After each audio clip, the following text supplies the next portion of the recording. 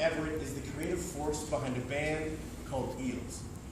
Mark Everett, called E, and his band had a hit in 1996 with a song called Novocaine for the Soul. It was the very first single on the very first album by Eels, and it would end up being the only hit that Eels would ever have. Not that hits are everything. After recording 2 albums as E, E's manager suggested he change the band name. He said, Eels will end up right next to E in the record store bin. It seems E's manager didn't know his ABEs, what with the Eagles and Ackerman the Bunnymen being filed in between these. In a parallel universe, the letters would have complied. The idea of parallel universes was first postulated as the many worlds interpretation of quantum physics. The idea of parallel worlds with parallel E's living parallel lives.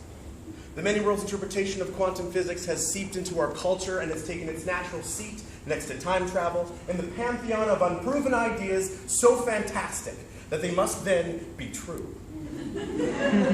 The man who first postulated the many worlds interpretation of quantum physics was Hugh Everett II, husband to Nancy, father to Elizabeth, and Mark, called E.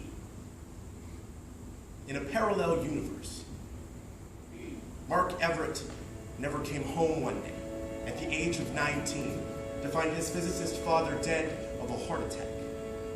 In a parallel universe, he never had to perform CPR at the instructions of the paramedics on the other end of the telephone line.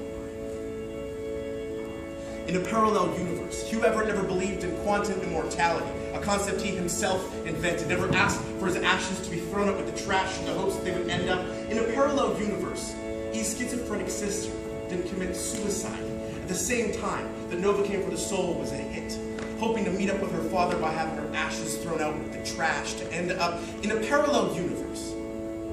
Mark's mother didn't succumb to cancer just 2 years later. In a parallel universe, pain doesn't pile up in some people's lives like chaotic, unanswerable, tremendous trash. In a parallel universe, Eels were the biggest band in the world. In a parallel universe, E never picked up a guitar. In a parallel universe, the letters would have complied. In a parallel universe, Novocaine was a B-side. In the parallel universe, we're all tone-deaf cartographers with no cathartic compass with which to chart a course. In a parallel universe, our tears are the currency with which we trade.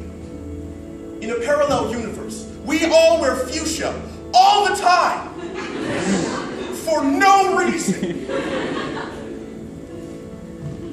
In a parallel universe, we all have egos so huge that we think that we're alone.